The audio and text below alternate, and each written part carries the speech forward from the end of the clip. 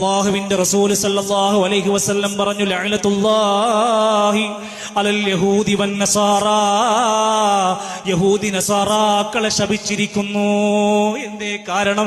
ഇത്തഖദൂ ഖുബൂർ അംബിയാഇഹിം മസാജിദ, അംബിയാക്കന്മാരുടെ ഖബറുകളെ ആരാധനയുടെ കേന്ദ്രങ്ങളാക്കി. അംബിയാക്കന്മാരുടെ ഖബറുകൾ ആരാധിക്കുന്നവർക്ക് ശാപമുണ്ടെങ്കിൽ ഇതാരാ പ്രിയപ്പെട്ടവരെ? അംബിയാക്കന്മാരാണ്, ഔലിയാക്കന്മാരാണോ? ഇനി മാത്രല്ല, മരിക്കുന്നതിന്റെ തൊട്ടു മുമ്പുള്ള വസിയത്ത് അതെങ്കിലും ഒന്ന് മുഅ്മിനേ നമുക്ക് പാലിച്ചൂടെ?